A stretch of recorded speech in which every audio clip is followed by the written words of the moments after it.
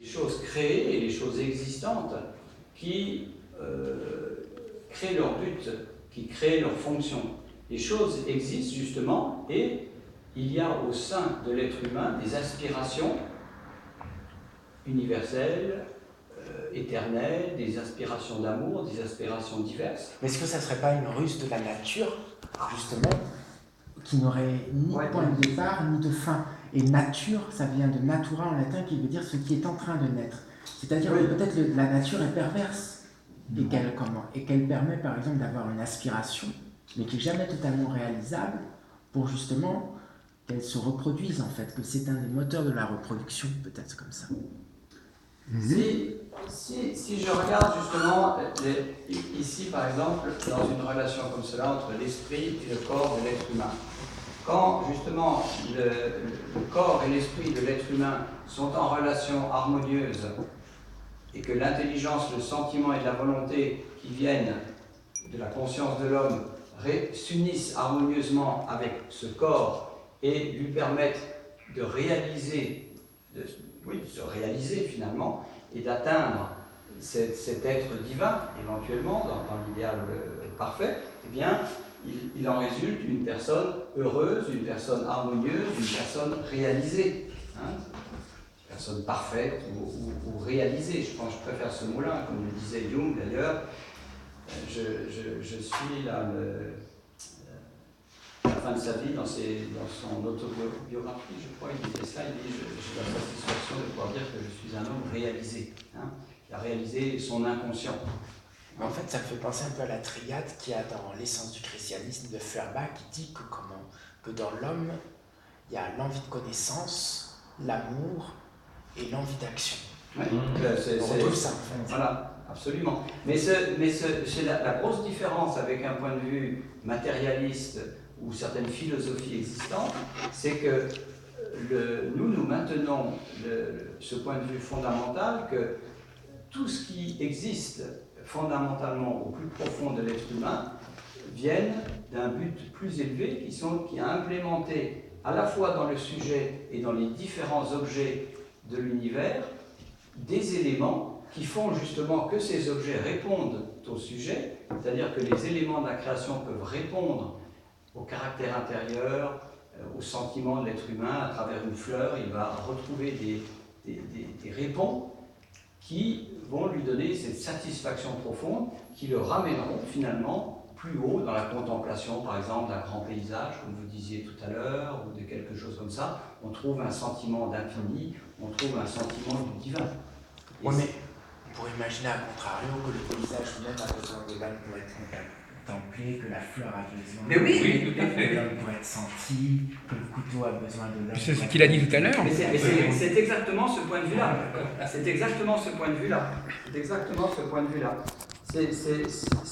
La valeur originelle des choses n'existe, ne se révèle finalement que quand ces choses-là sont appréciées par des personnes dont l'intelligence, le sentiment et la volonté répondent au Créateur. Il y a une notion d'éthique. Et justement, dans une théorie de l'art, je voudrais en parler là dans une théorie de l'art, eh bien, c'est un petit peu la même notion. S'il n'y a pas une réalisation du sujet, s'il n'y a pas une réalisation de la bonté, de la vérité et de la beauté, quelque part, eh bien, il ne répond pas à son but originel, et de ce fait-là, il n'est pas capable d'apprécier la création et sa propre création elle-même est ce que l'on peut voir, c'est-à-dire beaucoup de laideur, de violence, de destruction. Mais vous avez l'air de dire, par exemple, que c'est dû, par exemple, uniquement à une sorte, peut-être de sous-entendre que c'est dû à une sorte d'erreur de logique, d'interprétation, ou alors à un faux sentiment des choses, alors que Karl Marx dirait que tout simplement c'est dû à la lutte des classes. Ah oui, non mais là, nécessité de faire mais justement, des économies par rapport au coût. S'il y a de l'injustice dans le... Il n'y a pas de lutte. Elle est voilée, la lutte. Non, il n'y a pas de lutte. Il y a quand même des pauvres, oui, ça c'est une autre chose. Des gens qui dirigent. C'est différent. Oui, mais si par exemple... C'est pas au même niveau que ça. Pourtant, dans la nature, il y a aussi la société qu'on doit intégrer dans la nature, forcément. puisqu'elle vient de la nature aussi, la société. Oui, mais la société a dévié de la nature. Ouais, pourquoi elle a dévié aussi? Ah, Ça, c'est le sujet c'est parce que de notre conférence. Mais parce que la nature de la restons, Terre- restons sur cette idée Oui, oui. déjà d'une personne qui se réalise intérieurement en épanouissant son intelligence, son sentiment et sa volonté en réponse à sa conscience intérieure en lien avec le divin, avec son créateur, d'une façon ou d'une autre. Hein.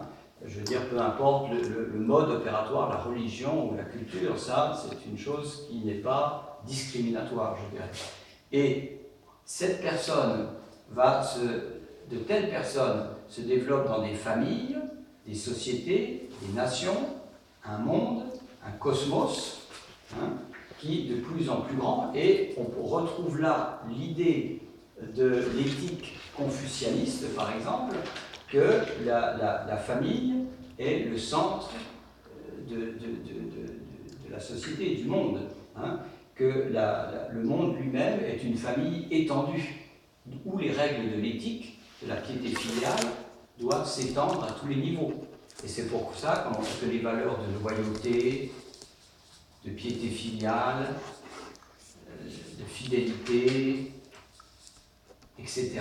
Sauf que c'est pas des choses qui se commandent dans l'histoire humaine. Ce sont des retours. Ah oui. Ce sont des retours d'un objet, je peux dire, à un sujet. Entre le sujet et l'objet, il y a cette relation entre l'amour et la beauté, si je peux dire un peu comme ça, une force active et une force passive. La force passive, par exemple, d'une épouse envers un époux, ça peut être la fidélité, la loyauté par rapport à un sujet, par rapport à un supérieur ou à une organisation ou autre, etc. etc. Et cette relation d'amour et de beauté à tous les niveaux va organiser un cosmos justement qui réponde à ce but originel. Et c'est là que ces différents objets, je veux dire famille, clan, société, nation, etc., vont vraiment répondre au but originel, à la valeur originelle qui est implémentée en eux mais qu'ils doivent révéler.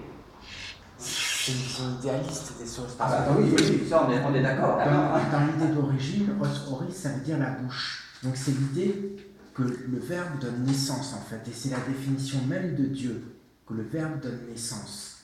Et là, et celui qui est convaincu de cette chose-là, forcément, il s'imagine que la seule manière de changer le monde passe par un message que tout le monde pourrait, ou tout le monde du moins est susceptible de le comprendre.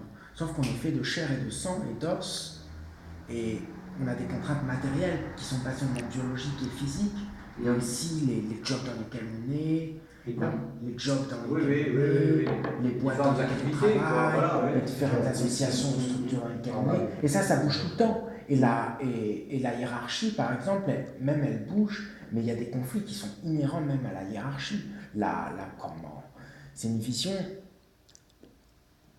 qui a pour but de conserver la structure hiérarchique à travers le temps, comme ça, dans une sorte de constante.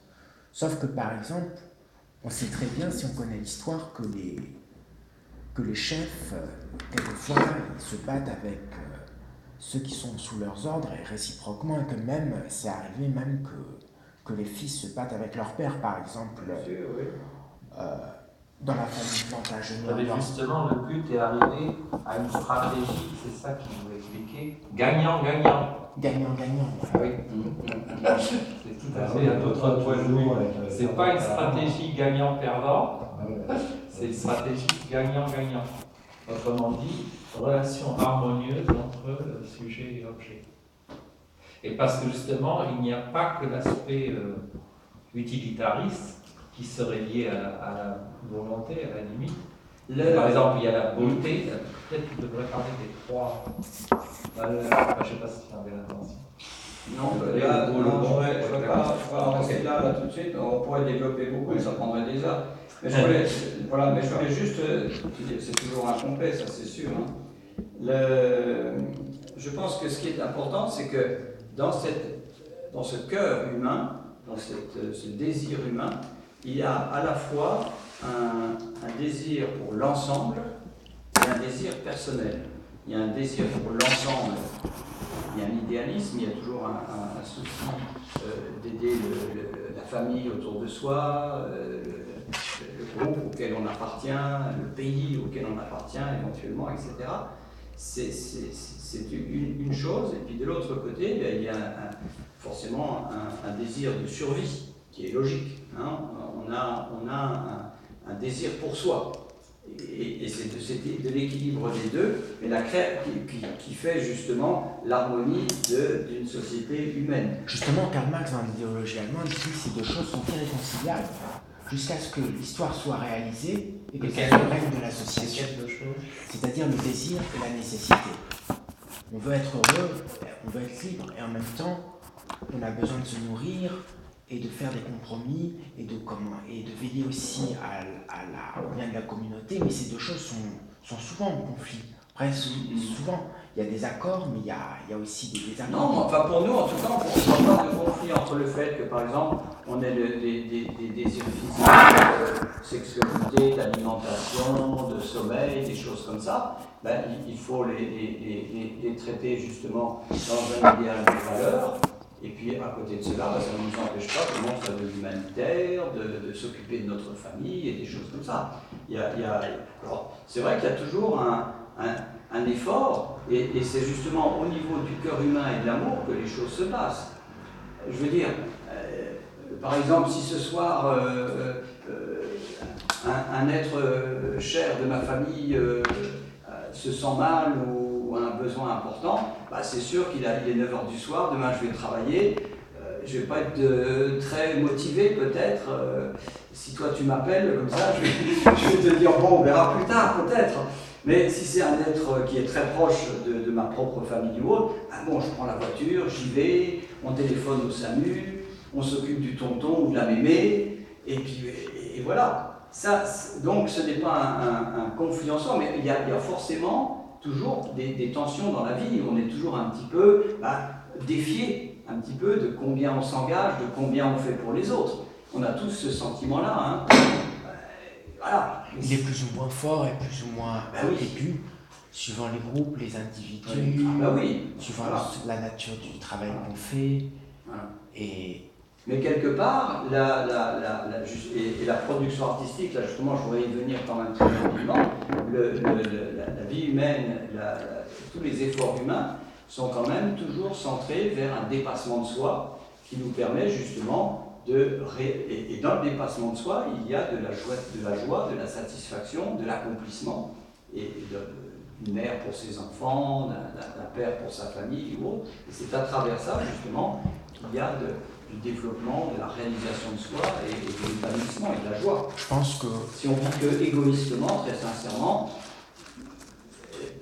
on ne peut pas vivre totalement égoïstement parce que par exemple le bébé quand il naît, il a besoin d'être touché par sa mère, sinon il meurt, même si on le nourrit en fait.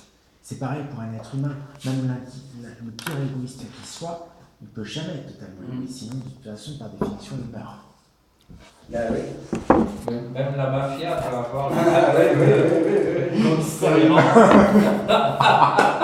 Oui, c'est vrai. C'est pour ça.